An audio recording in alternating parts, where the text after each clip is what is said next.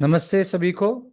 ये जो क्लास है ये निशुल्क रहता है। इसमें हम कई प्रकार के चीज़ों को सीखते हैं। तो आज हमारे जो विशेष अतिथि हैं ये डॉक्टर सोमेश श्रीवास्तव जी हैं। सोमेश श्रीवास्तव जी के बारे में अगर कहना चाहें तो ये डायरेक्टर ऑफ मेडिकल सर्विसेज से रिटायर्ड हैं। और इनकी किताब भी है द इंडस। इनकी एक किताब भी है द इंडस स्क्रिप्ट करके, और इसके ऑथर भी हैं। और इनकी बहुत ज़्यादा खोज हो रखी है। और मैं उनको पहले धन्यवाद करता हूँ कि वो हमारे क्लास में आए हैं। और और वो हमें अपना ज्ञान प्रदान करे, ज्ञान के लिए आग्रह करता हूँ। और जो भी लोग जुड़ रहे हैं उनको बस इतना कहना चाहता हूँ कि ये क्लास निशुल्क होती है। आप YouTube के लिंक को, आप अगर जब आप सब्सक्राइब भी करते हैं चैनल को तो आपको रिकॉर्डेड वीडियोस मिल जाएगी। और दूसरी बात है, अगर आपको रेगुलर क्लास ज्वाइन करना है तो वहाँ पे हमारा वेबसाइट है। वेबसाइट में जाइए, यूट्यूब चैनल में, वहाँ जाकर आप मुझसे 1-to-1 भी जुड़ सकते हैं। वो भी निशुल्क है।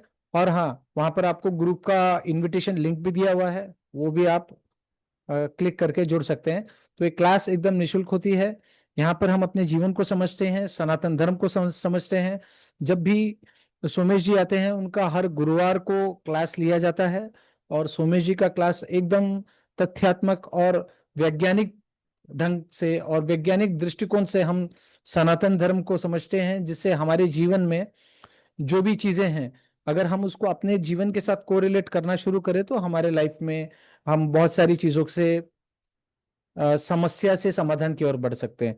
तो मैं आदरणीय सुमेश जी का नमन करके उनको क्लास की स्टार्ट करने के लिए रिक्वेस्ट करता हूँ। नमस्ते सुमेश जी। और जो लोग आए हैं सभी को नमस्ते। अपना समय देने के लिए। और क्लास शुरू कीजिए सर। Thank you sir.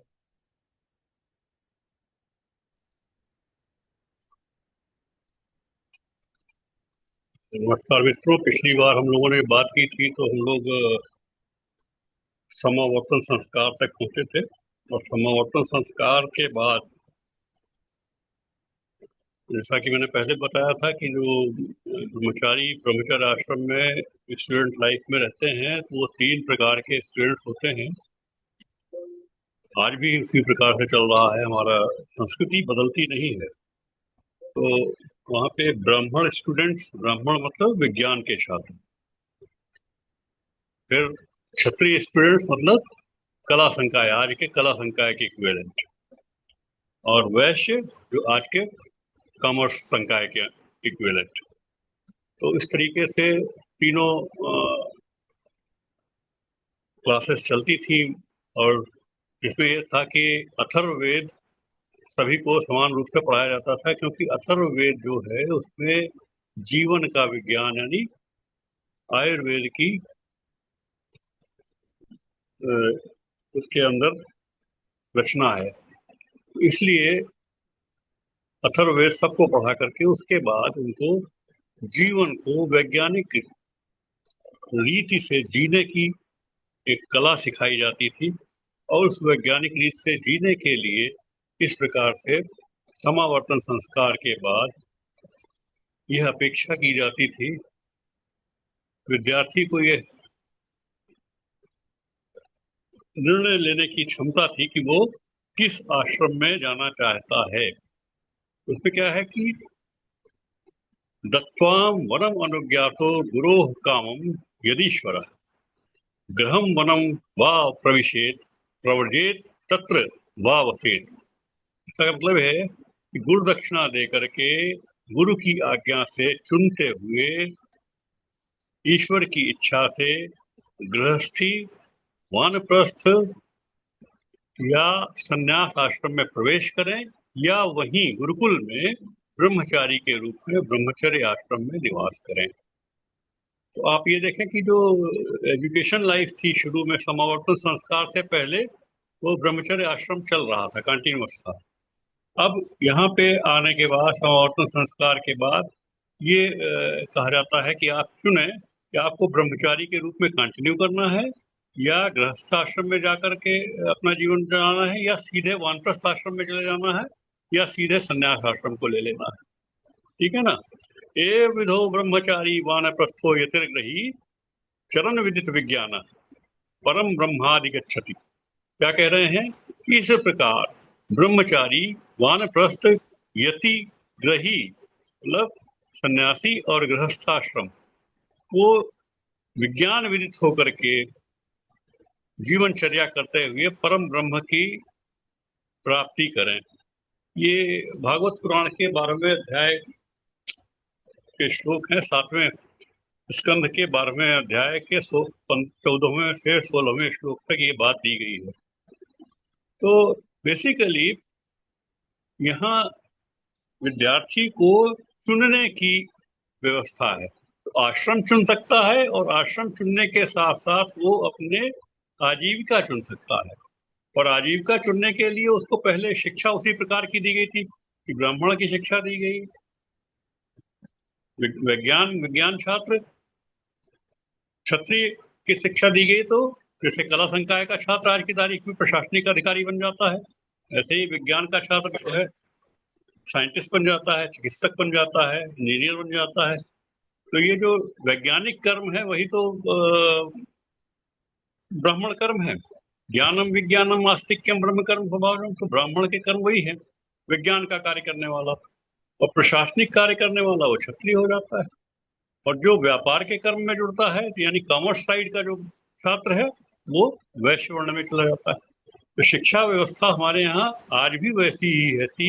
जब बचपन में बच्चा पढ़ करके अपना शुरू करता है तो उसमें ये होता है कि वो साइंस साइड लेगा, आर्ट साइड लेगा, या कॉमर्स साइड में जाएगा। ये वहीं से तय होना शुरू होता है। उसके लिए भी यही बात होती है कि जो अच्छे स्टूडेंट्स हैं पहले उनको साइंस साइड में डाल दो, जो कम अच्छे हैं उनसे तो फिर उनको आर्ट साइड में कर दो, जो सबसे कम उस पे हैं वो उनको कॉमर्स साइड में कर दो कि कुछ अपना कर लें आजीविका के लिए। ये व्यवस्था आज भी है, यही पहले भी थी।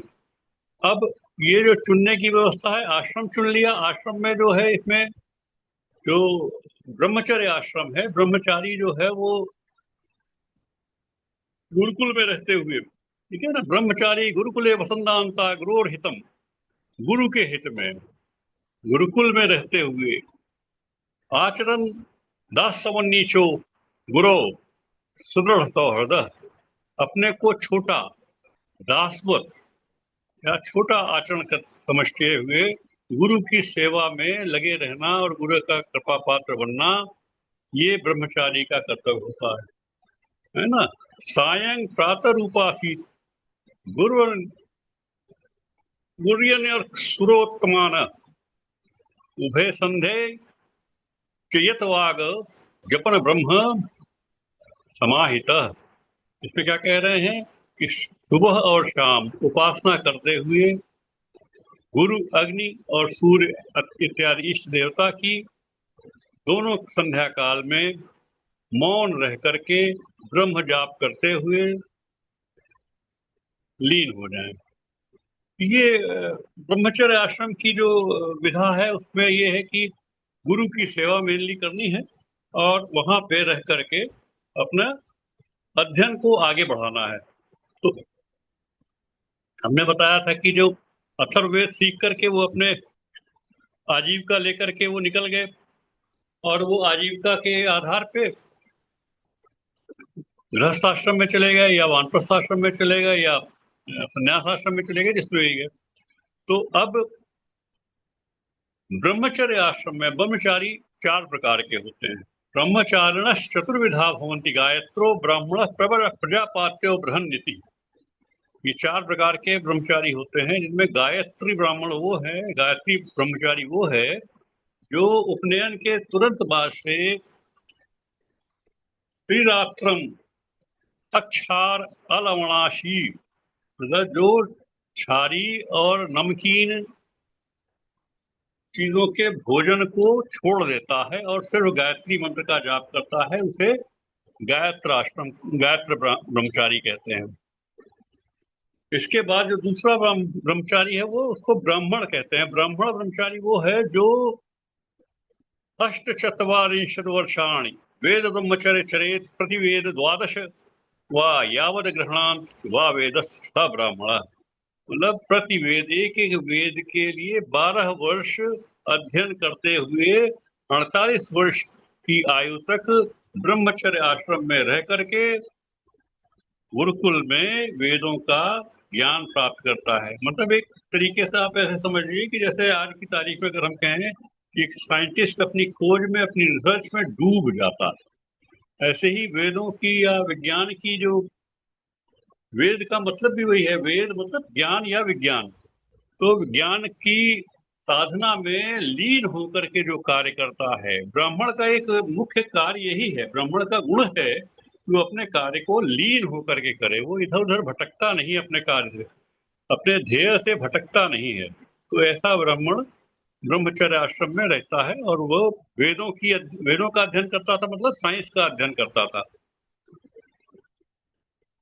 फिर इसी में तीसरी कैटेगरी आती है प्रजापात्य ब्राह्मण की। प्रजापात्य ब्राह्मण वो होते हैं ब्रह्मचारी जो 24 वर्ष तक ब्रह्मचर्य आश्रम में वेदों की अध्ययन करते हैं और उसके बाद गृहस्थ आश्रम में चले जाते हैं, लेकिन गुरुकुल में ही रहते हैं।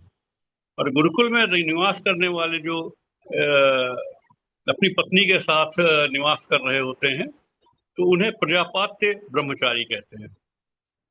अच्छा, इसके अलावा जो चौथी कैटेगरी है वो ये है कि आजीवन अपने को गुरु को समर्पित कर देता है, ठीक है ना। वे ब्रह्मचारी अप्रायणाद गुरोर परित्यागी नैष्ठिको बृहन्निति, उन्हें बृहन्निति ब्रह्मचारी कहते हैं, जो गुरु के लिए अपना सब कुछ सर्वस्व त्याग करके जीवन पर्यंत ब्रह्मचर्य आश्रम में रहते हुए निष्ठा पूर्वक गुरु की सेवा करते रहते हैं, उन्हें बृहन्निति ब्रह्मचारी कहते हैं। तो ब्रह्मचर्य आश्रम में ये एक तो गुरु की सेवा और गुरुकुल में रह करके रिसर्च वर्क करना और टीचिंग, अध्ययन अध्यापन का कार्य करना, ये जो कार्य है ये तो ब्रह्मचर्य आश्रम में और गुरुकुल के भीतर रह करके किया करते थे। अब इसके बाद क्या है कि जो तीनों वर्ण, वर्ण जब शब्द हम कहते हैं, वर्ण शब्द संस्कृत के वृ धातु से बना है। वृ का मतलब होता है चुनना, चयन करना। और वर्ण शब्द, वर्ण व्यवस्था जो हमारे यहाँ की है वो चयन की जा सकती है, जन्मना नहीं है। यही बात मनुस्मृति के 10वें अध्याय के 2 श्लोकों में कही गई है।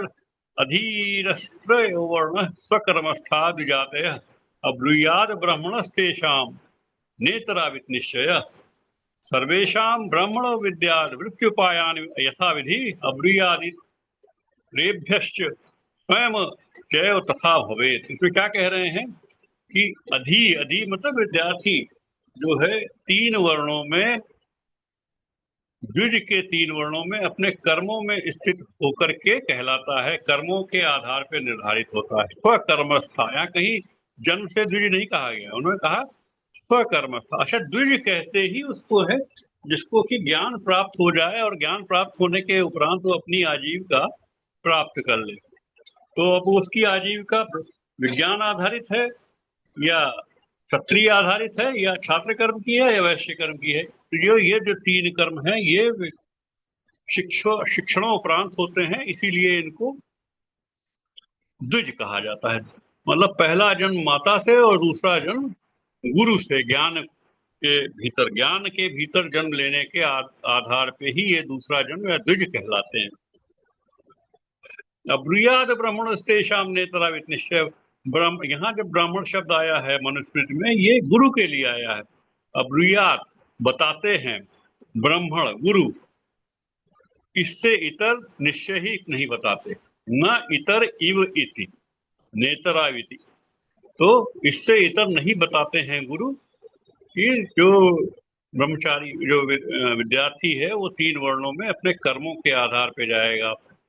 और इन सभी को, सर्वेशाम सभी को, ब्राह्मणों विद्यात गुरु जीवन यापन की वृत्ति उपायान यथाविधि, मतलब जो आपकी आजीविका है उसकी जो विधि है वो बिना भेदभाव के सिखाते हैं, यथाविधि बिना भेदभाव के सिखाते हैं, ठीक है ना। तो उसमें अपनी स्वयं की शिक्षण विधि समेत, मतलब अगर आपको मैंने पहले बताया था कि ब्रह्मचर्य आश्रम में, जो शिक्षा में, गुरुकुल में, वो तीनों वर्णों में जो बच्चों का सिलेक्शन कर लिया जाता है मेरिट के आधार पे कि भाई ये विज्ञान के लायक है, ये आर्ट के लायक है, ये कॉमर्स के लायक है, तो ब्राह्मण, क्षत्रिय और वैश्य के उसमें डिवाइड करके उनको शिक्षा भी उसी तरह से दी जाती है।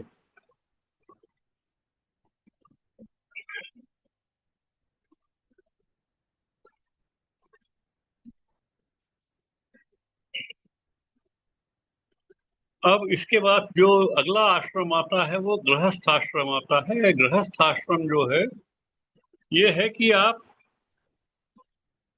आजीविका करते हुए विवाह के लिए प्रस्तुत हो जाते हैं। तो 4 आश्रमों में जो सबसे बड़ी चीज है कि जैसे गृहस्थ आश्रम की व्यवस्था सबसे उत्तम बताई गई है, क्योंकि बाकी सभी आश्रमों में जो उनकी आजीविका की जो व्यवस्था है वो भिक्षा आदि से है। तो गृहस्थ आश्रम जो है पूरे सोसाइटी का मूल स्तंभ होता है।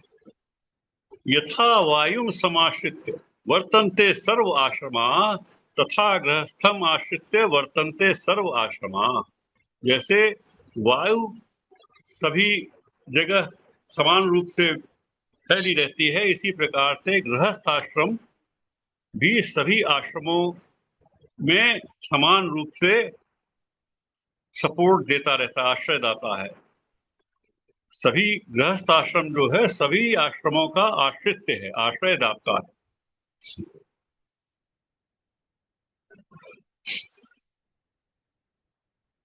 अब कहते हैं कि धर्मेण चतुरो वर्णान पालयन क्लेशमाप्नुहि। जो चारों वर्णों में अपने अपने धर्म का पालन, अब वो किस प्रकार से है? ब्राह्मण, क्षत्रिय, वैश्य और शूद्र का निर्माण जो है वो मैंने पहले बताया था। समावर्तन संस्कार में जो एग्जामिनेशन होता है, आज की तारीख में एग्जामिनेशन होता है, आप लिख करके दे आते हैं, लेकिन जिस समय लिपि, इंडस स्क्रिप्ट उपलब्ध नहीं थी, उस समय परीक्षा किस प्रकार से होती थी? अगर हम देखें कि उस समय परीक्षा किस प्रकार से होती थी, तो उस समय ओरल परीक्षा हुआ करती थी।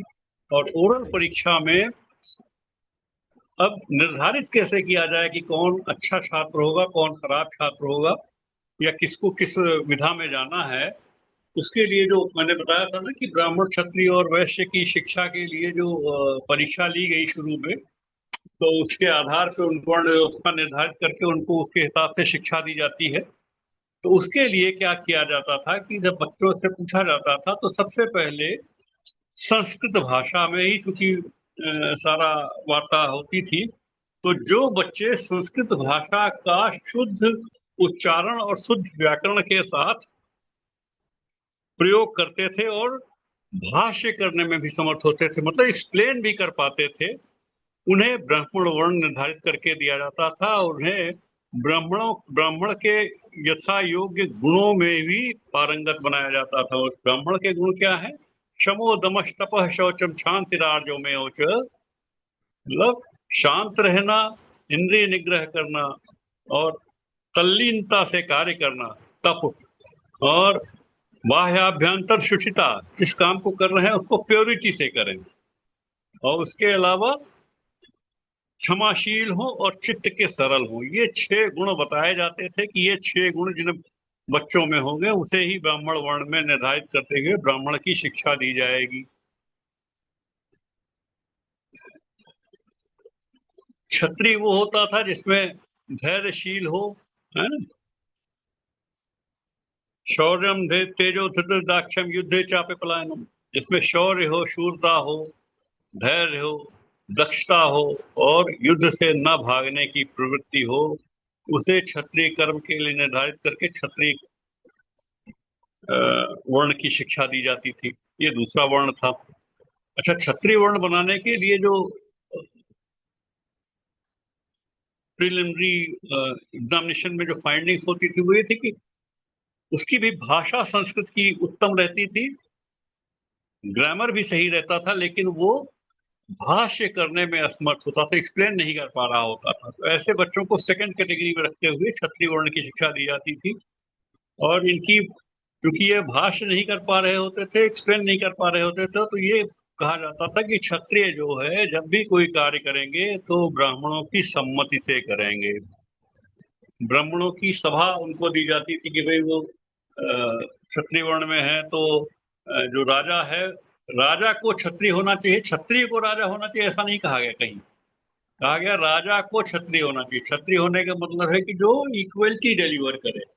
और इक्वलिटी डिलीवर करने के लिए आज की तारीख में आप देखें तो जो प्रशासनिक अधिकारी, न्यायाधिकारी या पॉलिटिशियंस हैं, उनसे आप अपेक्षा करते हैं कि ये भेदभाव पूर्ण तरीके से कार्य न करें, पार्शियलिटी न करें, equality, right to equality provide करें सबको। इसके बाद जो तीसरी कैटेगरी होती थी वैश्य की, उसमें उन बच्चों को रखा जाता था जिनकी भाषा अशुद्ध होती थी परंतु ग्रामर शुद्ध रहता था। भाषा अशुद्ध और ग्रामर शुद्ध जैसे, और उनकी भाषा को फिर प्राकृत नाम दिया जाता था। प्राकृत भाषा अगर हम कहें तो जैसे नमो सर्व साधु नाम अगर हमें कहना है तो वो कहते हैं अणमो अणमो सर्व साहु नाम। अब नमो का अणमो कर दिया, सर्व का सर्व हो गया और साधु नाम का साहु नाम हो गया। तो विभक्तियां तो सही लगी हुई हैं लेकिन शब्द अशुद्ध हैं। तो ऐसे जब अशुद्ध शब्द सामान्य विभक्तियों के साथ होते हैं तो उस भाषा को प्राकृत कहते हैं और उसे वैश्य वर्ण निर्धारित करते हुए उनको वैश्यों की शिक्षा दी जाती है। अभी अगर आप देखें कि जैनियों के जितने आगम लिखे हुए हैं वो प्राकृत में हैं, और आप देखें कि जैनी आज की तारीख में भी क्या कार्य करते हैं, अधिकांश जैनी व्यापार से जुड़े हुए हैं। तो जो व्यापार से जुड़े हुए लोग थे वही प्राकृत में उनके अभिलेख लिखे गए और उनको शिक्षा प्राकृत में दी जाने लगी, और वो उनका जो जैन वर्ण, जो जैन शुरू हो गया वो उस तरीके से। फिर जो जिस गुरुकुल में शिक्षा प्राप्त करते थे उस गुरुकुल को ही उनका गोत्र कहा जाता था। उस गुरुकुल के जो महर्षि, जिस महर्षि का गुरुकुल होता था, उस महर्षि के नाम को हर विद्यार्थी अपने परिचय का हिस्सा बना लेता था। अगर हम उसको आज के परिप्रेक्ष्य से कंपेयर करें तो आप जिस यूनिवर्सिटी से पढ़ करके निकले हैं वो यूनिवर्सिटी आपका गुरुकुल या गोत्र है। वो यूनिवर्सिटी, जब भी आप कहीं जाते हैं तो कहाँ अपना नाम बताते हैं और फिर कहते हैं कहाँ से ग्रेजुएट, फला जगह से ग्रेजुएट, मैं फला यूनिवर्सिटी का ग्रेजुएट हूँ, I am graduate from Lucknow university, I am graduate from Allahabad university, like that. इस तरीके से आप अपना परिचय देते हैं। यही उस समय भी था।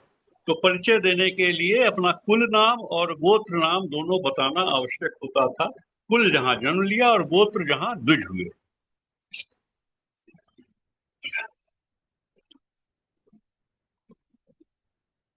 तो ब्राह्मण, क्षत्रिय, वैश्य और शूद्र का तो जो हमने आपको पहले ही बताया है कि उस तरीके से चला गया था। अब अगर हम इसको देखें तो अब इस गृहस्थ आश्रम की जो सबसे बड़ी व्यवस्था है वो है विवाह व्यवस्था। अच्छा, विवाह जो है वो क्यों आवश्यक हुआ, तो इसमें मैंने आपको बताया था जो यौन संबंधों की परिचर्या है। अगर हमने जब आपको जीवों का विकास बताया था शुरू में पंच महाभूतों के बाद, आपको अगर याद हो कि पहले हमने बताया था पंच महाभूत जिस क्रम में उत्पन्न होते हैं उसी क्रम में जीव भी उत्पन्न होते हैं, और फिर जीवों का जो विकास है उसमें मैंने बताया था। तो उसमें जो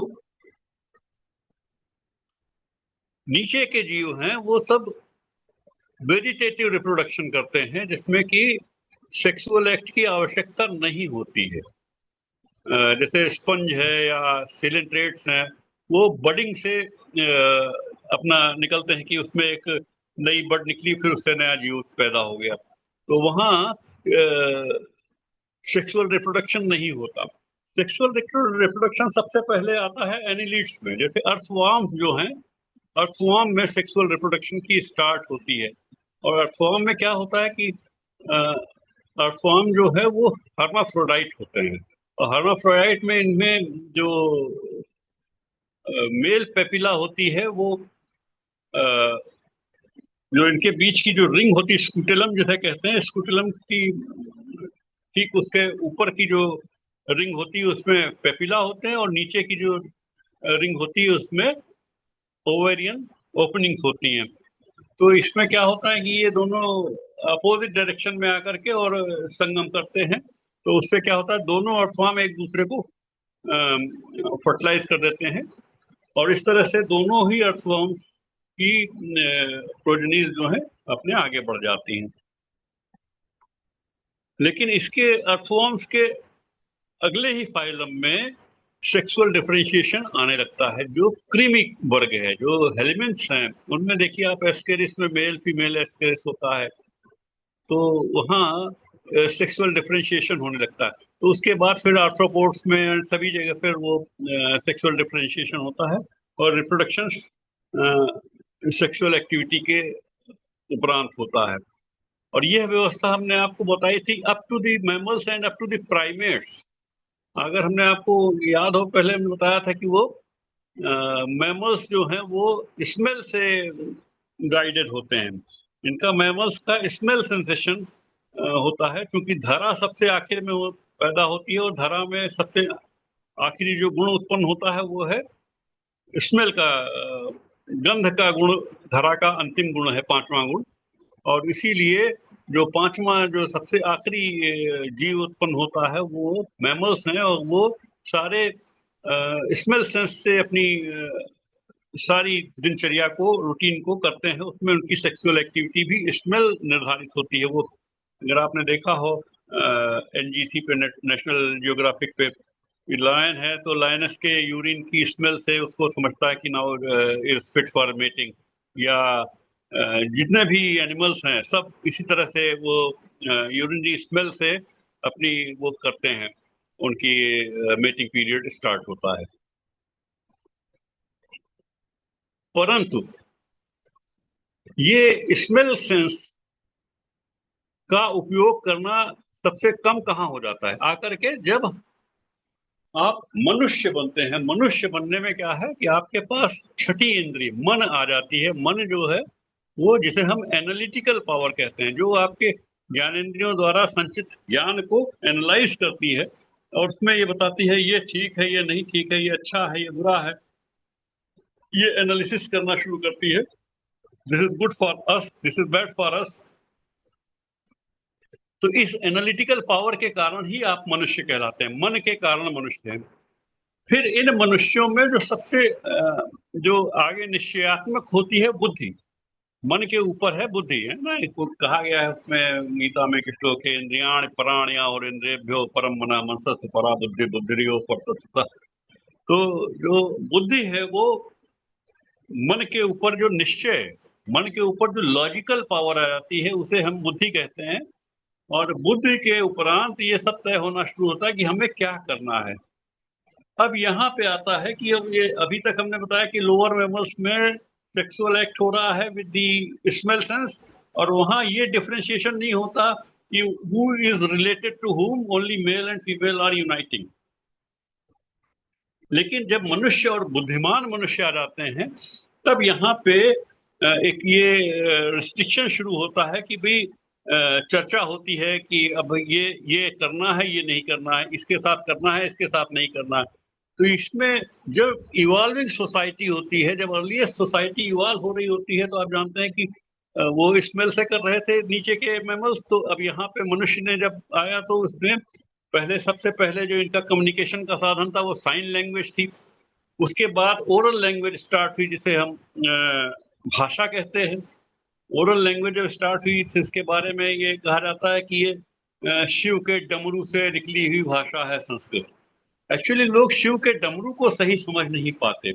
शिव का डमरू होता है, डमरू कहते हैं नैरोइंग को, और नैरोइंग जो शिव का डमरू हम बोलते हैं, तो शिव का डमरू होता है लैरिंग्स, लैरिंजियल नैरोइंग। जो वोकल कॉर्ड की नैरोइंग है वो भी डमरू जैसी ही दिखती है क्रॉस सेक्शन में, और इसीलिए उसे नीलकंठ का कंठ जो है वही शिव का डमरू है, और वहीं से आवाज निकलती है, वर्ण व्यवस्था निकलते हैं सारे।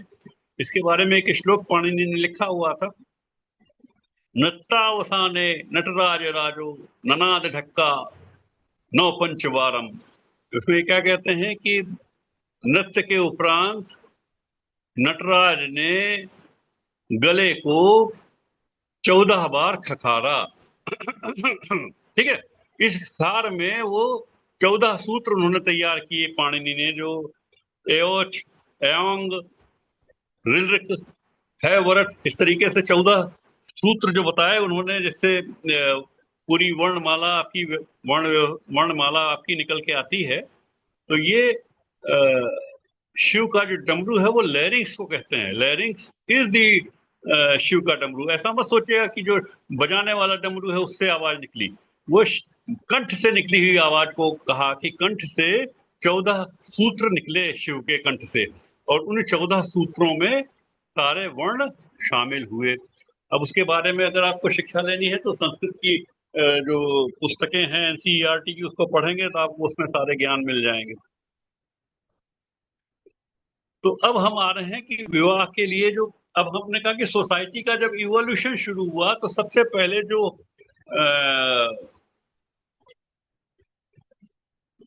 सबसे पहला जो ओल्ड मैन जिसने ज्ञान की शुरुआत, ज्ञान की व्याख्या की शुरुआत की, उसे हम ब्रह्मा कहते हैं।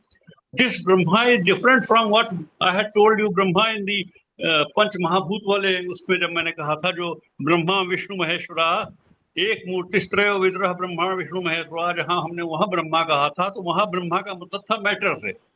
लेकिन यहाँ जब हम ब्रह्मा बात कर रहे हैं तो ये ब्रह्मा है the earliest evolving intelligent human being. ये डिफरेंट है, दोनों डिफरेंट है। वो ब्रह्मा मैटर है और ये Brahma ancient first intelligent human being. जब ह्यूमन इवोल्यूशन की बात आएगी तो first intelligent human being who started delivering the knowledge to offsprings. इसीलिए कहते हैं ना कि ब्रह्मा ने वेद दिए। तो वेद क्या है? वेद का मतलब नॉलेज। तो ये इसीलिए यहाँ जो ब्रह्मा है इनको हम पितामह के नाम से जानते हैं, मतलब grand old man of the society. The grand old man of the society who started passing on the knowledge of the this world to offsprings. उस ब्रह्मा से आपकी ये सोसाइटी की स्टार्ट होती है। यही इसी ब्रह्मा को हमारे यहाँ ब्रह्मा कह रहे हैं। वेस्ट में चले जाते हैं तो वो अब्राहम कह देते हैं या इब्राहिम कह देते हैं।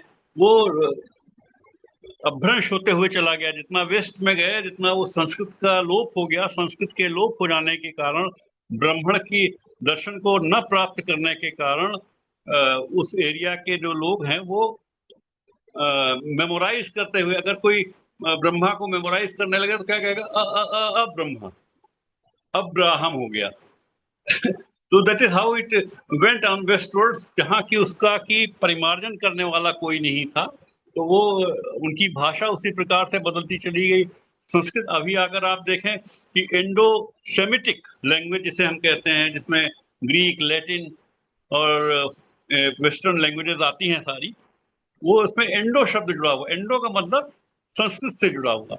तो संस्कृत के ही शब्द चेंज होते हुए वेस्ट की ओर चले गए। जैसे भ्रातृ, संस्कृत में भ्रातृ है, वो वही जब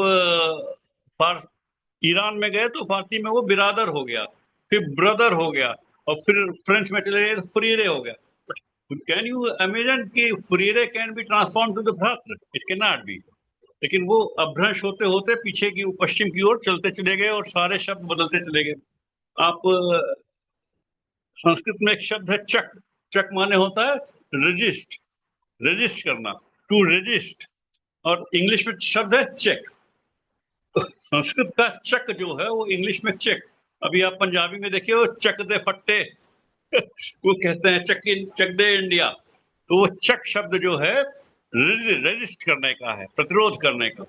ऐसे ही संस्कृत के बहुत सारे शब्द अपभ्रंश होते हुए वेस्ट की ओर चले गए और वहां एक नई भाषा के रूप में बदल के चले गए सारे।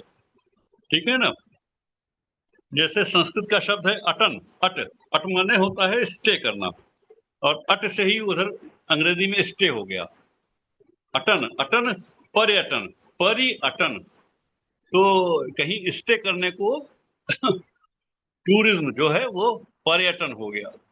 तो संस्कृत के शब्द बहुत, क्योंकि इनिशियल लैंग्वेज संस्कृत ही रही है, उसके बाद फिर ये चाहे वेस्टवर्ड बढ़ गए चाहे ईस्टवर्ड गए, दोनों ही तरफ बढ़ने पे वो लैंग्वेजेस बदलती चली गई।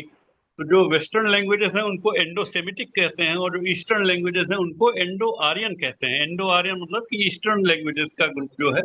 जितनी भी भारतीय भाषाएं आप कहते हैं, एक्चुअली वो भाषाएं नहीं है, वो सब लहजे हैं, बोलियां हैं। वो भाषा और वाणी का फर्क समझना चाहिए। भाषा जो है उसे हम कहते हैं संस्कृत को, जिसका कि एक सेट व्याकरण और विज्ञान है। भाषा का एक पूर्ण विज्ञान होता है, और बाकी सब जितने हैं वो लोकली डायलेक्ट्स बदलती चली गई, और हर डायलेक्ट को यहाँ पे एक भाषा का स्वरूप दे दिया गया कि ये हमारी भाषा है। अगर आप कश्मीर से साउथवर्ड चलना शुरू करें तो डोगरी, फिर अपर पंजाबी, फिर हिमाचली, फिर लोअर पंजाबी, फिर lower Punjabi equivalent to upper Haryanvi, lower Haryanvi, Rajasthan. अगर आप ग्रेडिंग करें तो मिलती जुलती भाषाएं नीचे नीचे सरकते चले जाएंगे धीरे धीरे। तो ये भाषाएं नहीं है, ये वाणी है। वाणी, हमारे यहाँ एक कहावत होती थी कि कोस कोस पर वाणी बदले, 5 कोस पर पानी।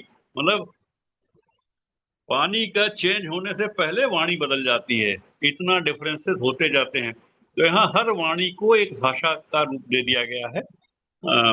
और इसीलिए जो थोड़े थोड़े डिफरेंस पे लोग हैं, अपनी अपनी वाणी को, अपनी बोली को ही भाषा के रूप में स्थापित कराने के लिए आंदोलन करते रहेंगे और दुनिया भर की बातें करते रहेंगे।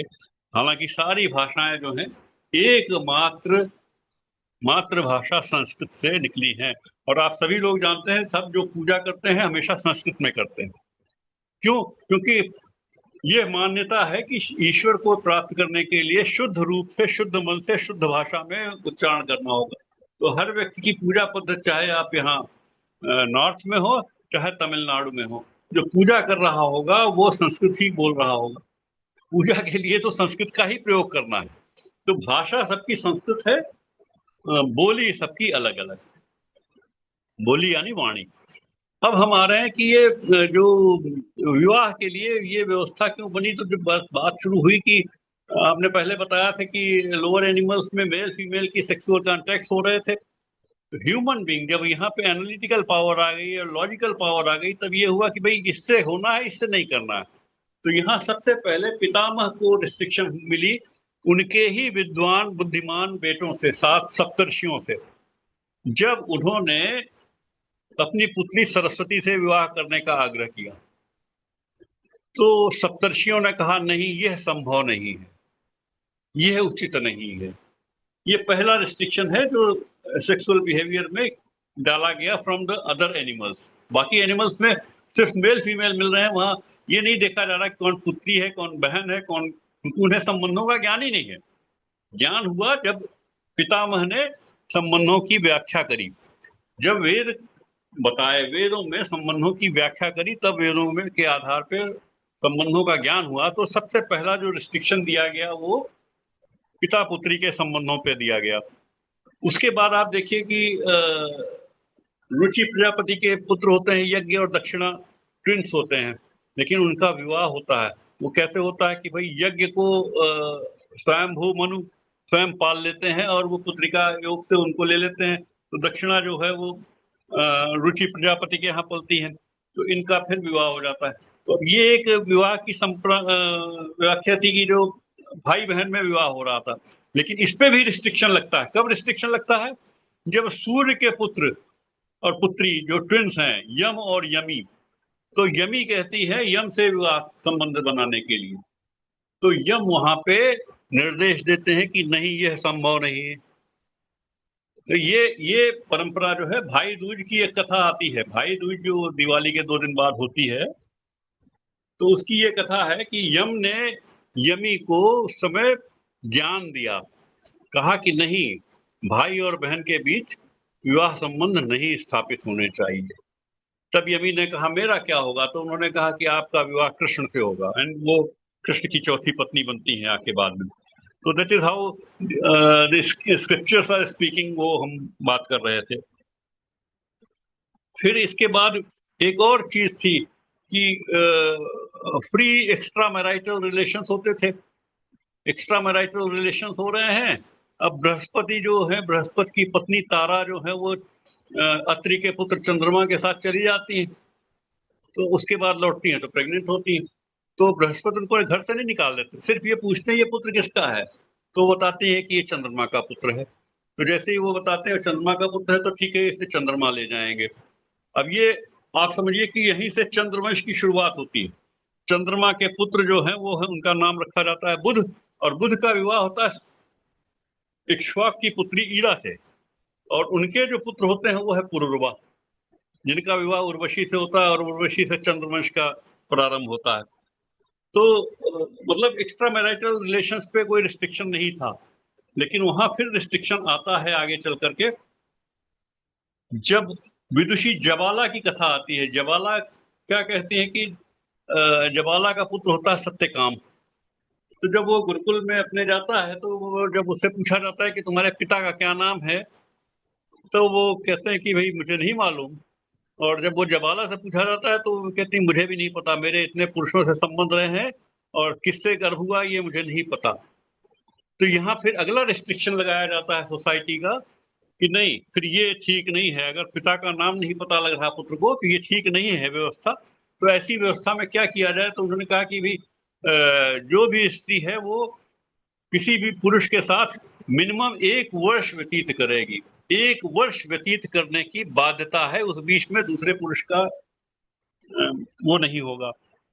अब 1 वर्ष की जो ये व्यवस्था दी गई थी, यही आपने देखा होगा कि जब द्रौपदी स्वयंवर होता है और ये होता है कि 5 भाइयों के साथ वो किस प्रकार से जीवन यापन करेंगी, तो हाँ इसी नियम का प्रतिपादन होता है कि भाई 1 वर्ष तक एक भाई के साथ वो रहेंगी, उस बीच में दूसरा नहीं आएगा।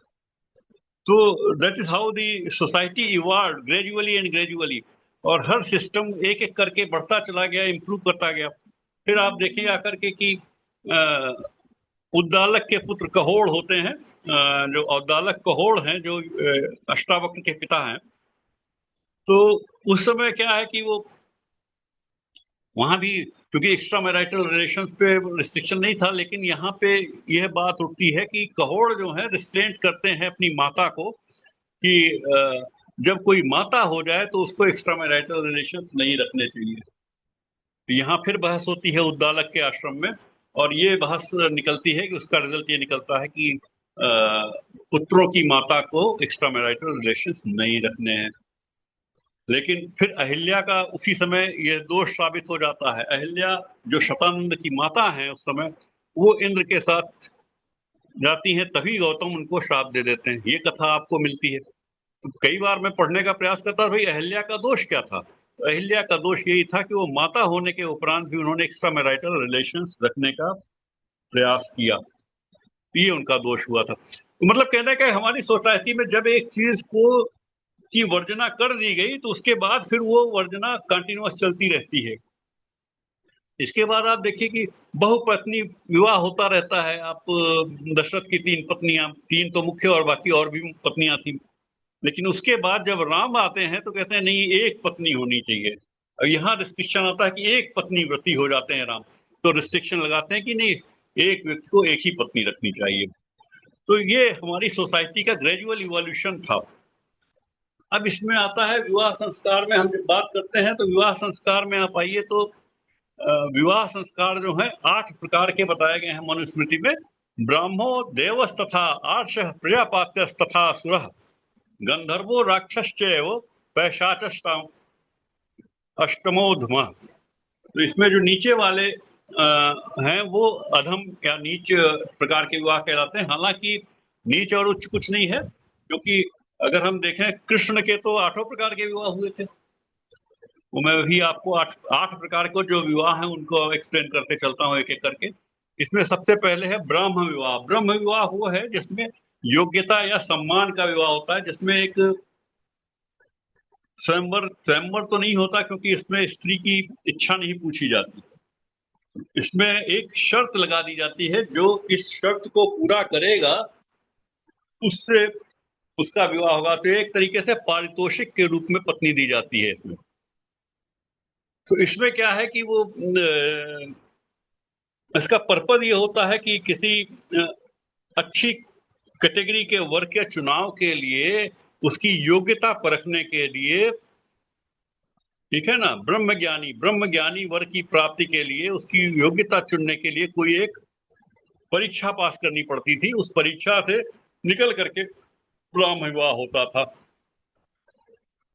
तो इसके लिए वो लिखा है, आख्याय चार्चयित्वा श्रुतशीलवते स्वयं आहूय दानम कन्याया ब्राह्मो धर्म प्रकृतः। ये मनुस्मृति का श्लोक है। तो इसमें क्या है कि अगर आप ये ब्राह्म विवाह में देखें तो आप देखें कि जहाँ जैसे सीता का राम से विवाह है वो ब्राह्म विवाह है, क्योंकि वहां धनुष तोड़ने की शर्त थी। द्रौपदी का अर्जुन से विवाह है। कृष्ण का सत्या से विवाह, सत्या जो है वो नग्नजित की बेटी है, जो कौशल राज है, नग्नजित कौशल के राज उनकी बेटी है सत्या, उनसे विवाह होता। तो वहां पे वो नग्नजित ने एक शर्त रखी थी कि जो 7 बैलों को नाथ देगा उसको, उसके साथ विवाह होगा। और कृष्ण तो बचपन से ही गाय बैलों में पले थे, तो उन्हें बैलों को बांधने में मुश्किल नहीं हुई, और वो वहां पे उस शर्त को जीतने के कारण उनका ब्राह्म विवाह जो है सत्या से हुआ। अगला विवाह जो है देव विवाह है। देव विवाह जो है इसको एक तरीके से आप कह सकते हैं कि कृपा विवाह। कृपा है कि किसी एक धार्मिक अनुष्ठान के अंदर कन्या पक्ष वालों द्वारा कन्या का दान कर देना। जो जैसे आपने देवदासी प्रथा देखी है कि वो मंदिर में दान कर देते हैं अपनी कन्या को, या मतलब दान कर देना, विवाह के लिए दान करना। तो अब कृष्ण का यहाँ विवाह अगर हम देखते हैं तो वो जो नरकासुर की कैद से निकली हुई 16,100 रानियां थी, राजकुमारियां थी, जिन्हें उनके परिवार वालों ने लेने से मना कर दिया, तो कृष्ण ने कृपा करके विवाह कर लिया उन सभी से। तो ये जो उस वजह से वो देव विवाह की श्रेणी में आती हैं। फिर आर्ष विवाह जो है वो एक कन्या की सहमति के बिना। अच्छा, ये देव विवाह में एक चीज और भी है कि ये स्वयंवर की व्यवस्था भी कही जा सकती है, जहां कन्या को ये अवसर दिया जाता है कि वो जिसे चुनना चाहे उसे चुन करके उससे स्वयंवर कर ले। ठीक है। तो आर्ष विवाह है जिसमें कि कन्या की सहमति के बिना एक अभिजात वर्ग के वर से विवाह कर देना जो है वो आर्ष विवाह हो जाता है। आर्ष विवाह की कैटेगरी में जैसे कि एक जोड़ी गन्या, एक जोड़ी गाय जो है कन्या के पिता को भेंट करता है जो वर है, और उसके एवज में वो विवाह हो जाता है। अलग अलग तरीके से इसमें ये एक तरीके से अरेंज मैरिज का जो आज का सिस्टम है वो आर्ष विवाह का रूप है। फिर प्रजापति विवाह है जिसमें दोनों पक्षों की सहमति से सुयोग्य वर से कन्या का विवाह। अब यहाँ जहाँ दोनों पक्षों की सहमति है ये लेकिन स्त्री की उसमें वो इच्छा का सम्मान रखा जाता है प्रजापति विवाह में। इसे ही स्वयंवर विवाह कह सकते हैं, जहाँ आप देखें कि विश्व मोहिनी का विवाह जो नारायण से होना है, लक्ष्मी विष्णु का विवाह, शिव सती का विवाह है, पांडु कुंती का विवाह, ये जो स्वयंवर है कि स्वयंवर में सारे योग्य वर बैठे हुए हैं, उनमें से कन्या अपनी मर्जी से जिसे चाहे उसे वरमाला पहना दे। ये स्वयंवर जो होता है यही प्रजापत्य विवाह होता है। फिर 5वां विवाह है गंधर्व विवाह। गंधर्व विवाह कहते हैं जिसमें परिवार वाले सम्मिलित नहीं हैं। यहाँ बिना परिवार वालों के, बिना वर कन्या के बीच में सीधे सीधे जो सहमति से विवाह हो जाता है, जिसे हम लोग आज की तारीख में अगर हम कंपेयर करें तो रिंग सेरेमनी होती है ना। रिंग बदल करके गंधर्व विवाह हो जाता है। अगर इसका आप देखें उसमें तो जो दशरथ और कौशल्या का विवाह है तिमिंगिला द्वीप पे। तिमिंगिला द्वीप वो कहलाते हैं कि एक रावण ने जब उसे ज्ञात हुआ कि दशरथ का पुत्र उसका काल होगा, तो उन्होंने दशरथ को ही मार पीट करके उस समय बहा दिया, जबकि अर्ली एज में। और उनको और उधर उनको कौशल्या का भी हरण करके उनको भी एक बॉक्स में बंद कर दिया, और बॉक्स में बंद करके तिमिंगिला के भी मुंह में रख दिया। तिमिंगिला एक वेल नुमा राक्षसी थी, तो वो अपने मुंह में लिए उस बक्से को लिए घूमती रही। और दशरथ जो है, जिनको उन्होंने सुमंत्र के साथ हरा दिया था और नदी में फेंक दिया था, वो नदी में बहते हुए उसी समुद्र में चले जाते हैं और वहां उसी द्वीप पे चले जाते हैं जिस द्वीप पे वो तिमिंगिला ने वो बॉक्स रखा था। तो उस बॉक्स को जब खोलते हैं तो वहां कौशल्या मिल जाती है और कौशल्या और दशरथ का विवाह हो जाता है। तो इसकी बड़ी अद्भुत सी कथा रामायण में, उसमें अध्यात्म रामायण में दी हुई है। तो वो कहते हैं कि भाई वो ब्रह्मा जी पहुंचे, रावण ने कहा देखो तुमने मेरा काल जिसे बताया था उसे तो मैंने पैदा होने से पहले ही रोक दिया। तो ब्रह्मा कहते हैं कि भाई ऐसा नहीं है, उनका विवाह हो गया। तो वो कहते हैं कि तिमिंगला को बुलाते हैं कि आओ। तो तिमिंगला उस बॉक्स को लेकर के आती है, तो वो बॉक्स खोला जाता है तो उसके भीतर से दशरथ और कौशल्या और सुमंत्र निकलते हैं। तो फिर रावण मारने के लिए दौड़ता है, तो ब्रह्मा उनको रोकते हैं कि भाई नहीं, अभी तो तुम्हारी 60-70 वर्ष की आयु बची हुई है, उसको अभी क्यों खत्म करना चाहते हो? जब ईश्वर ने निर्धारित किया है तो वो अभी मार देंगे आकर के, तो ऐसा मत करो। तो बहरकैफ ये कथा अध्यात्म रामायण में एक ऐसी है, तो मैंने सुना दिया। तो ये गंधर्व विवाह जो है, गंधर्व विवाह आपने देखा होगा, दुष्यंत का जो है शकुंतला से विवाह जो होता है, और सहमति से जो विवाह हो रहे हैं उनमें है। हिडिंबा का विवाह जो है ना, और कृष्ण और यमुना का विवाह जो हमने पहले बताया था, कृष्ण और कालिंदी का विवाह जो यम ने मना कर दिया था, तो यहाँ पे ये गंधर्व विवाह के रूप में कृष्ण और कालिंदी का विवाह होता है। अर्जुन का उलूपी से विवाह जो है। और आज के परिप्रेक्ष्य में आप देखें तो ईसाई विवाह पद्धति है, वो रिंग सेरेमनी के माफिक होती है कि वो अपने आए, सब वो परिवार वाले हैं, उनके सामने उन्होंने रिंग पहनाई और पति पत्नी को साहचर्य स्थापित करने के लिए दे दिया जाता है। फिर आता है आसुर विवाह। आसुर विवाह जो है, इसमें या इसको कहते हैं शुल्क विवाह। इसमें क्या है कि वर को एक कन्या के लिए एक शुल्क अदा करनी होती है, निर्धारित शुल्क जो भी है। तो इसको आप कह सकते हैं इस्लामिक सिस्टम में जो मेहर तय करके ब्राइड प्राइस के आधार पे विवाह होता है। कुछ ये जो आदिवासी समाज है उनमें कुछ जगहों पे ये होता है कि वो जो बच्चे शुल्क नहीं दे पाते हैं, वो आकर के ससुराल में माता पिता की, उनके सास ससुर की सेवा करते हैं, और सेवा करके जो सेवा का वो निकलता है उससे उनको कहते हैं कि ये सेवा सेवा शुल्क दे देते हैं, और वो सेवा ही उनकी शुल्क के रूप में अदा हो जाती है। तो ऐसे में इसको कहते हैं कि आसुर विवाह जो है ये। और ऐसे जो बच्चे वहां रहने लगते हैं ससुराल में, उनको पाहुना कहा जाता है, पाहुना हो जाता है। इस तरीके के अगर आप अपने उसमें देखें तो जैसे शांतनु का उनसे सत्यवती से विवाह होता है, तो वहां शुल्क क्या रखी गई? शुल्क ये रखी गई कि जो सत्यवती का पुत्र होगा वही एक हसनारूढ़ होगा।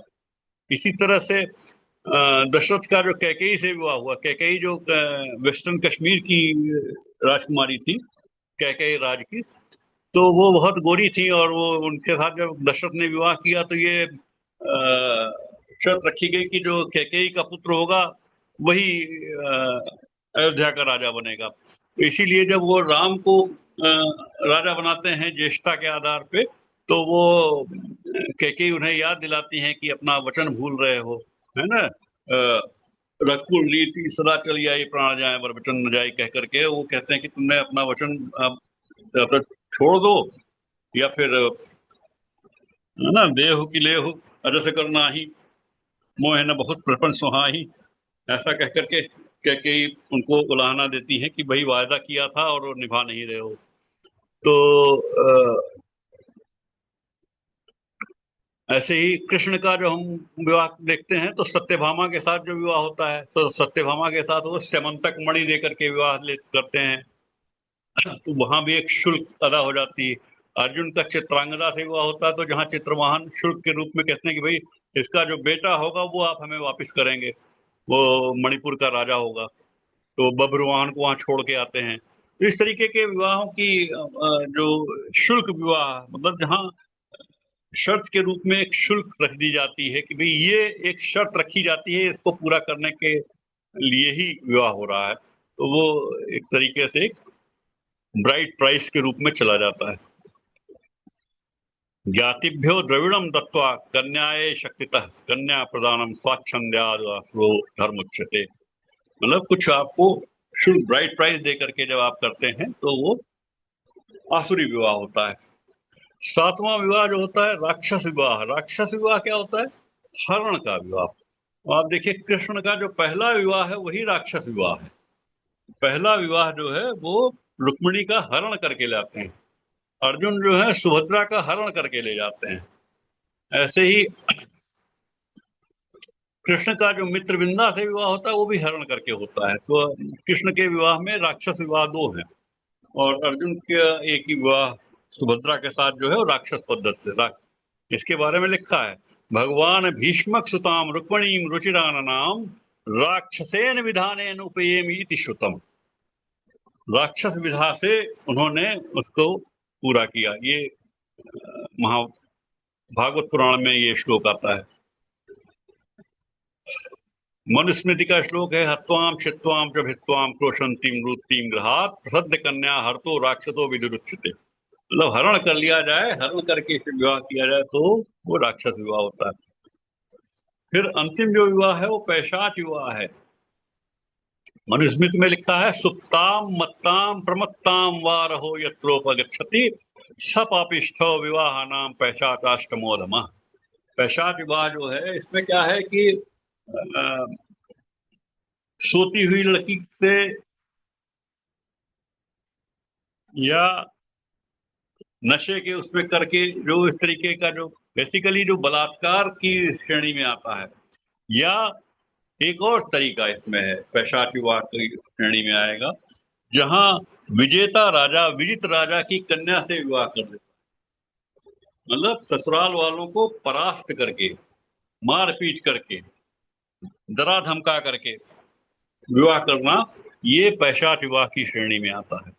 अब पैशाच विवाह में अगर हम हिस्ट्री में देखें तो कृष्ण का जो जामवंती से विवाह होता है तो वो राक्षस, वो ऋक्षराज जामवंत से वो युद्ध में हरा करके और उनसे वो समंतक मणि छीन करके तब वहां से निकलने लगते हैं तो जामवंत उनसे विवाह कर देते हैं। तो ये होता है कि भाई ये पैशाच विवाह की श्रेणी में आएगा, जामवंती से जो विवाह हुआ।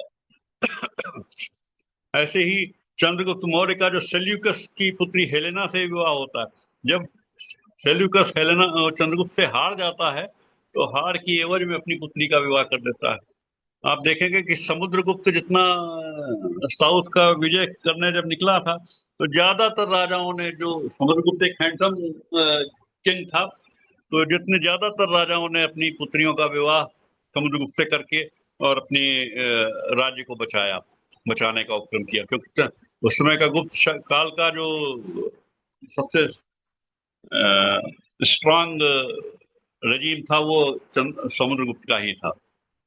चंद्रगुप्त प्रथम के पुत्र थे समुद्रगुप्त और इनके पुत्र थे चंद्रगुप्त विक्रमादित्य द्वितीय। तो ये मतलब ये जो विवाह हैं जिनमें विजेता राजाओं का विजित राजाओं की पुत्रियों से विवाह जो है वो भी पैशाच विवाह की श्रेणी में आता है।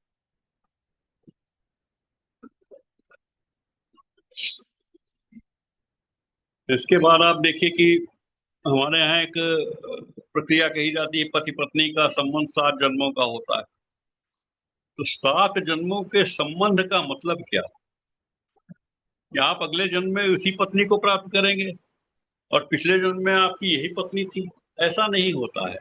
ऐसा नहीं है, क्योंकि जन्म की व्यवस्था जो है आपने देखा था कि इसमें अपने कर्मों के आधार पे होता है, कौन किसके साथ कहाँ पे होगा उत्पन्न, वो अलग अलग है। तो फिर 7 जन्मों की बात क्यों की गई? वाकई ये 7 जन्मों का जो वैज्ञानिक निरूपण है इसको आप समझें। जो विवाह के बाद जो संतान उत्पत्ति होती है तो उसमें पति और पत्नी दोनों से 50-50% जीन्स जाते हैं बच्चों में, ठीक है। और जब उनके बच्चों में का विवाह होता है तो उसमें वो परसेंटेज 25% रह जाता है दूसरे जन्म में, तीसरे जन्म में 12.5%, चौथे जन्म में 6.25% और 5वें जन्म में 3.12%, छठे जन्म में 1.56% और 7वें जन्म में 0.78% का शेयर रह जाता है। अब आप समझिए कि पॉइंट मतलब लेस देन 1% जब शेयर रह गया, जेनेटिक शेयर, यही एक्सप्लेनेशन है 7 जन्मों का, कि 7 जन्मों के बाद इतना कम जेनेटिक मटेरियल उस संतति में होता है 7वीं पीढ़ी में, कि वो 7 पीढ़ी तक ही पति पत्नी का साथ सही मायने में जाता है। उसके बाद फिर वो इतना डाइल्यूट हो जाता है, जेनेटिक डाइल्यूशन होते होते, कि वो जीन्स जो है सेपरेट हो जाते हैं, डाइल्यूट हो जाते हैं। ठीक है।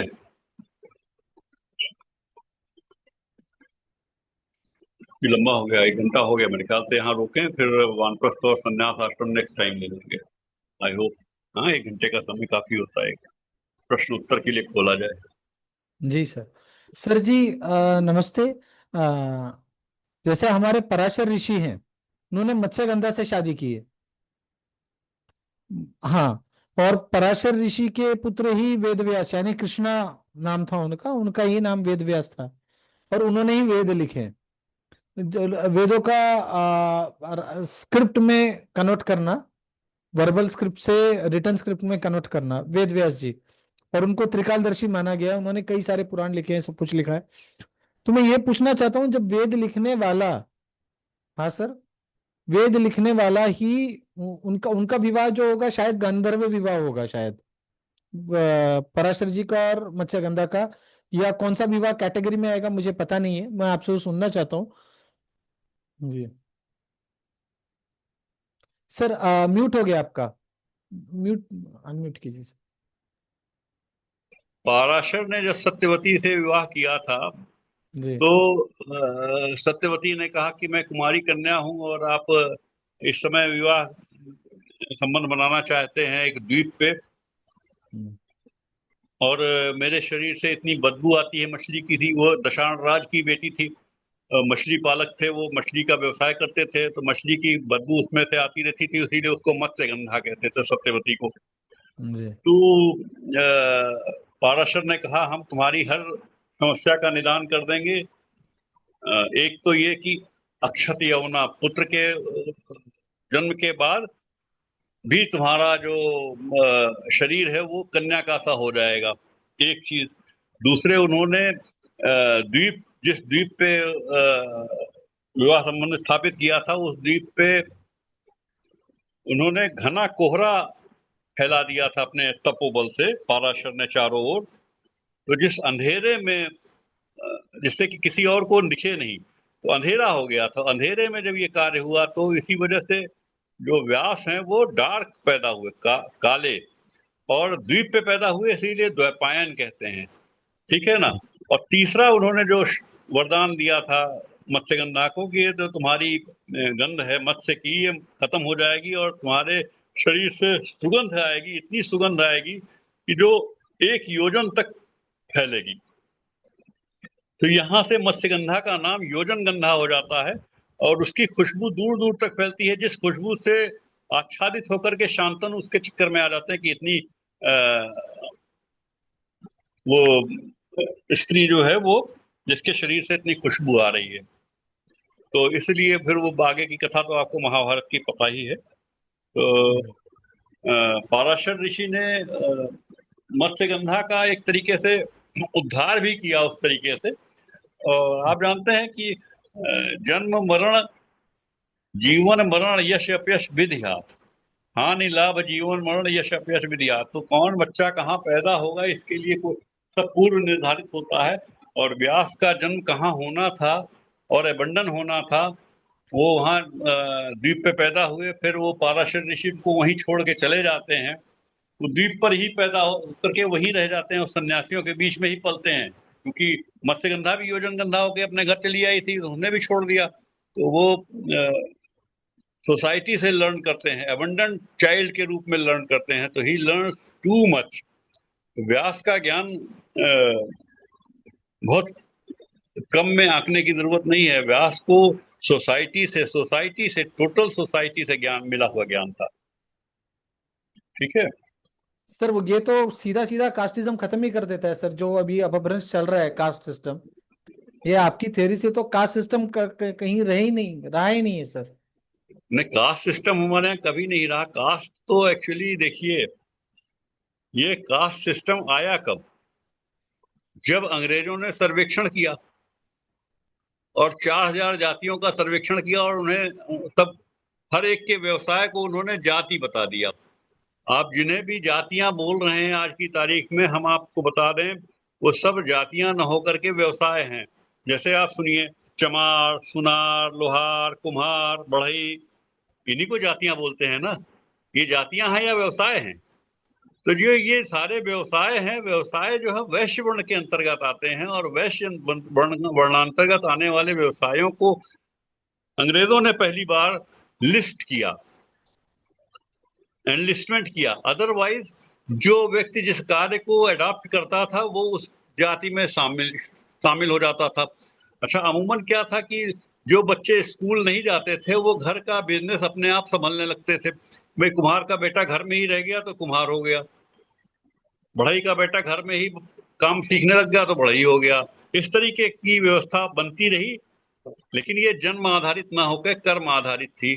तो जितनी भी जातियां हमारे यहाँ बताई गई हैं वो सारी लिस्टिंग तो अंग्रेजों ने मैकाले के सिस्टम के बाद की। इसी तरह से आप सोचिए कि जब मुगल आए, आप देखिए इल्तुतमिश से लेकर के औरंगजेब तक सबने जजिया कर लगाया रखा था। जजिया कर एक धार्मिक टैक्स था जो गैर मतावलंबियों से लिया जाता था। अब उस जजिया टैक्स को दे पाने में जो हमारे गरीब हिंदू थे, अक्षम थे, वही गरीब हिंदू कन्वर्ट हो गए।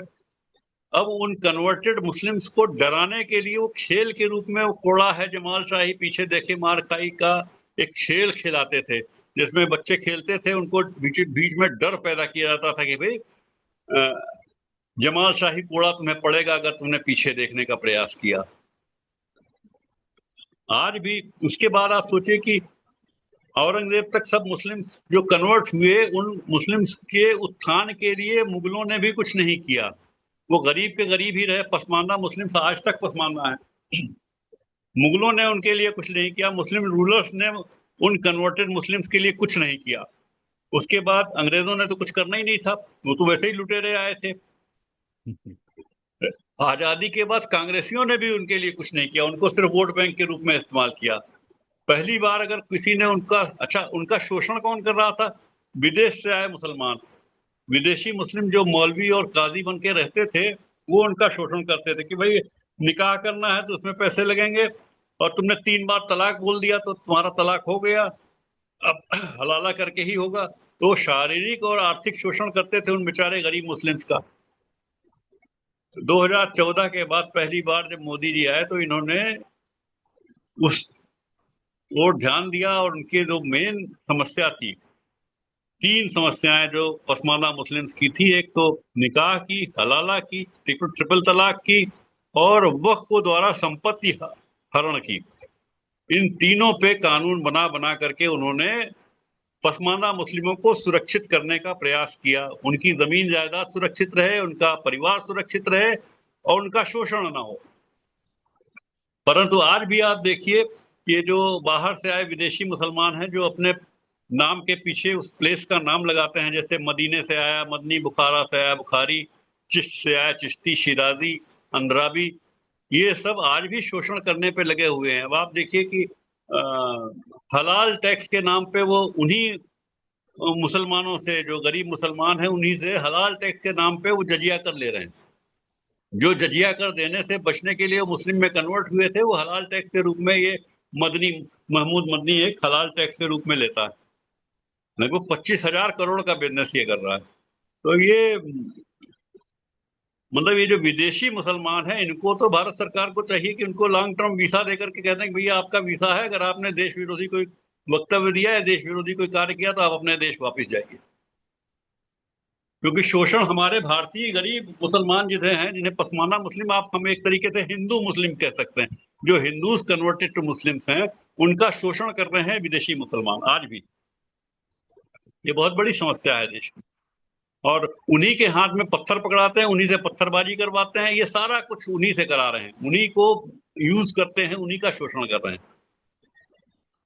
बड़ी विडंबना है।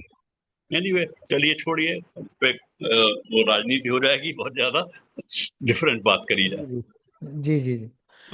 किसी को कोई सवाल पूछना है? आज का सेशन इतना ज्ञान में था कि मतलब मैरिज देखिए कैसे प्रूवन प्रूवन प्रूवन प्रूवन करके हम सही चीजों को लेके आए। कि कैसे मैरिज करना है, 7 जन्मों का बंधन क्या होता है, क्यों क्यों अगर कोई बड़ा आदमी भी करे वो मैरिज गलत करे तो उसको हमने निषेध किया है। ये सारा सोसाइटी देखो कहाँ से उत्पन्न होके साइंटिफिक तरीके से सुमेश जी ने समझाया है, और उसको हम प्रतिपालन करते हैं अच्छे चीजों को। और आजकल देखो हमारी जो भी शादी होती है वो सबके समुदाय के सामने यज्ञ करके, पूजा करके, ब्रह्म तरीके से ही। जैसे मेरा जो आज का क्लास का अंडरस्टैंडिंग है, सही है ना सर? ब्रह्म ब्रह्म की ही शादी होती है। तो हम वो ब्रह्म की शादी करते हैं, और आपस में कैसा रहना है।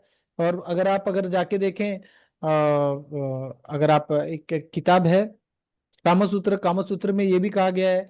कामसूत्र के बारे में भी एक दिन सर का हम लोग ज्ञान लेंगे कि किस प्रकार पति ने पत्नी का चयन करना चाहिए, कैसा रहना चाहिए, क्या करना चाहिए, हर चीज बताई गई है उसमें। तो उसके भी बारे में हम किसी दिन सर से जानेंगे। हाँ। तो आज का क्लास कैसा लगा, और मुझे आप सबसे पूछना है, किसी को कोई डाउट है इसमें? हाँ सर, एक पास सवाल पूछने का था। जी जी, पूछिए सर। हाँ सर, नमस्कार सर। नमस्कार नमस्कार सर। हाँ सर, वही मेरे को वही जानकारी थोड़ा था कि जैसा कि अपने को शादी जो सो सेम समान गोत्र में करनी चाहिए या नहीं करना चाहिए।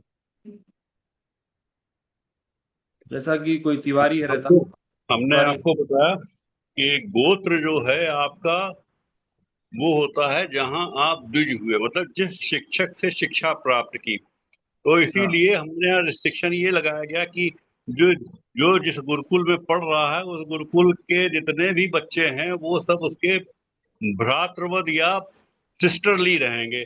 और जब सिस्टर के साथ विवाह करना निषेध है, किया गया, हमने आपको बताया, यम ने मना किया कि ट्विंस का विवाह नहीं होगा, सिस्टर के साथ विवाह नहीं होगा। तो हाँ। इसीलिए गुरुकुल की जो महिलाएं होती थी, कन्याएं होती थी, उनको भगिनीवत देखने के लिए कहा जाता था शिक्षा में।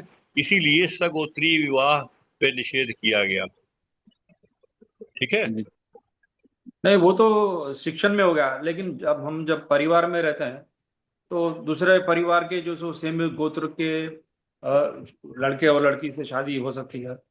पंकज जी, पहली चीज मैंने आपको एक्सप्लेन करी कि गोत्र का जो डेफिनेशन आप लोगों के दिमाग में अभी डाला हुआ है, पिछला वाला, वो गलत डाला हुआ है। वो आप हम आपसे पूछें आपका गोत्र क्या है तो आप किसी ऋषि का नाम लेंगे। ठीक है ना? ओ, ओके। 3 में या 13 में, अगर गौतम शांडिल या 13 में हाँ। किसी ऋषि का नाम लेंगे, उसका हाँ। मतलब क्या है? अब आज की तारीख में आप उस ऋषि से शिक्षा प्राप्त ही नहीं कर रहे हैं। हाँ, सही है। आप द्विज बने, आप अपनी यूनिवर्सिटी से बने, जिस यूनिवर्सिटी से शिक्षा प्राप्त की। जी तो जी। सगोत्री विवाह पे रोक इसलिए लगाई गई थी कि स्टूडेंट्स जो हैं प्रेम विवाह न करें। हाँ, सही। सगोत्री विवाह का निषेध सिर्फ इतना है कि आप यूनिवर्सिटी में पढ़ रहे हैं, लव मैरिज न करें। सीधी सीधी बात। बस सही है। बाकी का ओके है सब। हाँ। ठीक है सर, ओके, धन्यवाद। मतलब पढ़ने आए हैं, सिनेमा की तो तरह लव करने कॉलेज नहीं ज्वाइन किए है। हाँ हाँ, सही है। बॉलीवुड सिनेमा की तरह प्यार हाँ। करने के लिए कॉलेज नहीं ज्वाइन किया है, और नाचने गाने के लिए कॉलेज नहीं ज्वाइन किया है। तो पढ़ने आए तो पढ़ो, हम्म, तो अदर डिस्ट्रैक्शन ना हो, इसके लिए ये सब व्यवस्था की गई थी। सही है, सही है। जी। Perfect। तो सर सर जी मुझे मुझसे एक बात पूछना था सर से। सर जी। एक बात बताइएगा, त्रिपुर सुंदरी और माँ कामाख्या, इनमें क्या संबंध है, ये थोड़ा जानना चाह रहे हैं सर, मालूम नहीं सर। जो देवी पूजा की जो व्यवस्था है, कामाख्या और दूसरी त्रिपुर सुंदरी। माँ त्रिपुर त्रिपुर सुंदरी। सुंदरी। एक्चुअली क्या है कि जो आपने अगर पढ़ा हो कि जो सती ने जब कनखल में दक्ष के यज्ञ में शरीर दाह कर लिया और अपनी आत्मोत्सर्ग कर दिया, तो उसके बाद वो शिव जी ने वीरभद्र को भेज करके वहां दक्ष के यज्ञ का विध्वंस कराया, और सती के शरीर को लेकर के वो घूमने लगे, मत्त होकर के ना, जैसे जी विक्षिप्त होकर के। तो वो जी शरीर को जी। लेके घूमने लगे। तो जब वो शरीर को लेके घूमने लगे तो ये हुआ कि ये तो शिव ने अपना कार्य ही बंद कर दिया सारा। तो अब शिव का कार्य संहार का है, नाश का करने का, तो वो कार्य रुक गया तो जनसंख्या बढ़ने लग गई। तो ऐसी स्थिति में विष्णु ने क्या किया कि सती के शरीर को सुदर्शन चक्र से 51 पीसेस में काट दिया, और वो 51 पीसेस जो जहां गिरे, जो अंग जहां गिरा, वहां एक शक्तिपीठ स्थापित कर दिया गया। और जैसे हिमाचल में जो नैना देवी का मंदिर है, वहां नयन गिरे, जो जहां जो अंग गिरा उसके हिसाब से वो 51 शक्तिपीठ हैं। वो आप उसके बारे में हम फिर आपको कभी बता देंगे, डिटेल्स आप जानते भी होंगे कुंदन जी। जो 51 शक्तिपीठ हैं वो ये सती मालूम। के सती के शरीर के हिस्सों के आधार पे उनके नाम रखे गए हैं, ठीक है ना। जहाँ जिह्वागिरी वहां पे ज्वाला देवी, जहाँ नयन गिरे वहां नैना देवी, इस तरीके से अलग अलग सब नाम है। अच्छा, त्रिपुर सुंदरी जो कहते हैं वो अलग है। वो त्रिपुर सुंदरी जो है वो जब शिव ने त्रिपुरारी बने, जब त्रिपुर को मारा, त्रिपुर मतलब, त्रिपुरासुर। हाँ, त्रिपुरासुर जो है वो राक्षस वहां उस इलाके में रहता था। अगर आप त्रिपुरा जो आज का है, उस त्रिपुरा में आज भी आप जाएं तो वहां शिव की बड़ी बड़ी मूर्तियां बनी हुई हैं। जैसे हॉलीवुड में बनी है प्रेसिडेंट्स की, अमेरिका के, वैसे ही बड़ी बड़ी मूर्तियां पूरे पहाड़ों में कार्व्ड हैं त्रिपुरा के। तो त्रिपुरा में जब ये गए थे तो उस युद्ध में, त्रिपुर के साथ युद्ध में जो इनका साथ दिया था सती ने, तो उस समय वहां पे इनको त्रिपुर सुंदरी के रूप में स्थापित किया गया। त्रिपुरा में, त्रिपुरा में जब त्रिपुर को मारा तो वहां त्रिपुरारी बने, और वहीं से ये त्रिपुर सुंदरी, मतलब सती जो उनके साथ थी संघर्ष में। दरअसल में इस सती या पार्वती जब हम कहते हैं, आपको एक और कथा सुनाऊं। सती ने यज्ञ में शरीर दाह किया। जब शरीर दाह किया तो उसके बाद वो जब अगला जन्म उनका मैना के यहाँ होता है, हिमाचल और मैना के यहाँ, तो उनका रंग बिल्कुल सांवला होता है, काली। उनका नाम है काली, है ना। डार्क कॉम्प्लेक्शन वहां पे हैं। और फिर वो जब वो, क्योंकि पर्वतराज की पुत्री है तो इसलिए उनको गिरजा कहते हैं। फिर जब नारद ने उनको कहा कि तुमको शिव के लिए तपस्या करनी है तो प्रतिज्ञा कर लेती है, तो प्रतिज्ञा करने के कारण उनका नाम उमा पड़ गया। फिर वो जब अपना तपस्या कर रही होती हैं तो पहले पत्ते खा के कुछ दिन रह रही होती है, फिर पत्ते भी छोड़ देती हैं तो उनका नाम अपर्णा हो जाता है। तो इस तरीके से उनके बहुत सारे नाम होते हैं। वो पार्वती जो, पार्वती गिरजा जो है, उनसे जब उनका विवाह हो जाता है तो एक बार शिव जो है कर्पूर गौरम है, सफेद है बिल्कुल, और वो काली। तो जब उनसे हंसी हंसी में उन्होंने उनके रंग का उपहास किया, तो उसके बाद उन्होंने अपने को, अपने मिलेनिन को बिल्कुल रिड्यूस कर दिया, ठीक है ना। तो उन्होंने पूरी स्किन को अपनी बदल दिया। स्किन बदलने में क्या हुआ, शुरू में उनका जो कात्यायनी कहलाया, उनका शरीर रूप जो है बदल के कात्यायनी हो गया। मतलब कि उनका जो स्किन थी उसका रंग बदलने लगा थोड़ा थोड़ा करके, और स्पॉट्स पड़ गए, स्पॉटेड हो गई।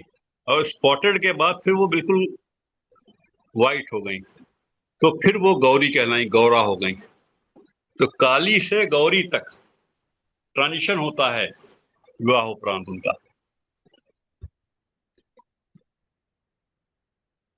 बहुत डीप साइंस है ये।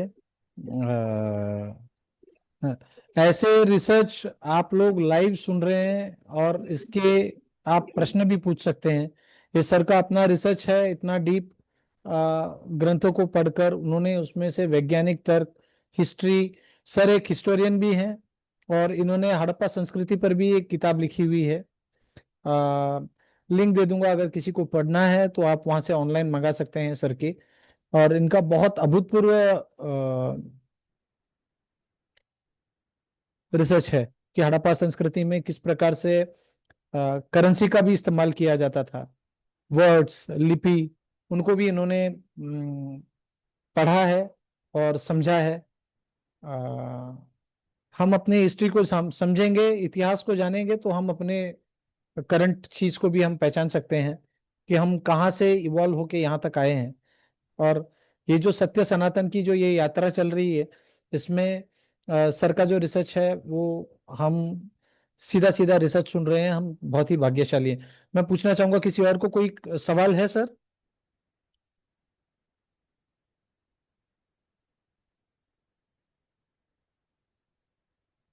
किसी और को कोई सवाल? आज का नहीं क्लास सर, कैसा लगा? बहुत अच्छा लगा क्लास सर, बहुत अच्छा लगा सर। जी, बहुत ज्ञान की बातें प्राप्त हुई sir. Thank you sir, thank you. Video में अगर आकर आप बोलेंगे तो कैसा है, यूट्यूब चैनल में जाएगा, तो वीडियो में अगर आप आके बोलेंगे तो बहुत लाइव रिव्यू हमें बहुत अच्छा लगेगा। मतलब, और इस वीडियोस को मैक्सिमम शेयर किया कीजिए। नहीं, आज का क्लास सर बहुत अच्छा लगा सर। मैं जी सुन रहा था, सारी बातें सुन रहा था। और जो ज्ञान की बातें थी वो किसी किताब में, कहीं यूट्यूब में या कहीं पर मिलने वाली चीजें नहीं थी, जो सर से ज्ञान मिला। जी जी जी सर, वो सर का रिसर्च है सर पूरा। बहुत बहुत थैंक यू कुंदन जी, बहुत थैंक यू, आपने जो ये किया। हम सनातन धर्म की रक्षा ही कर रहे हैं, वैज्ञानिक परिप्रेक्ष्य से भी, और मेरा भी जो एनर्जी के माध्यम से भी। और इनमें जैसे मेरा एक ही ये है कि जैसे सोमेश जी का जो अभूतपूर्व ज्ञान है ये लोगों तक पहुंचे। क्योंकि क्या होता है, सोमेश जी भी एक मानव जीवन में है, मैं भी मानव जीवन में हूँ। अभी सोमेश जी का एज है, कुछ अगर हम सुन नहीं पाए तो सोमेश जी का ज्ञान सोमेश जी के साथ ही चला जाएगा। मैं ये नहीं चाहता, इनके ज्ञान से, प्रभाव से समाज में उन्नति हो, इसके लिए सोमेश जी भी आते हैं। इस एज में इतना याद रहना, ठीक है सर। जनरली अगर आप देखेंगे कि एलोपैथी डॉक्टर जो होंगे वो लोग विज्ञान विज्ञान की बात करेंगे, वो सनातन की बात करते हुए आपको कोई मिलेंगे ही नहीं। सनातन यानी उनके लिए विज्ञान ही नहीं है। पर आप सुमेश जी से सुनेंगे तो एक वैज्ञानिक भी हैं, एक आधुनिक विज्ञान को पढ़े भी हैं, और सनातन में एक गहरा शोध। ये भी एक तपस्या ही है, ये भी एक सेवा है। अभी सनातन को सेवा की जरूरत है, और मैं इनके लिए उनको हमेशा धन्यवाद ही देता रहूंगा। और गुरुवार के दिन आइए, अपनी प्रेजेंटी दीजिए, और will meet on the next class. Thank you very much sir, सबका समय के लिए बहुत बहुत धन्यवाद। धन्यवाद सर, धन्यवाद सर। धन्यवाद सर। धन्यवाद सर, आपका धन्यवाद। ज्ञान बहुत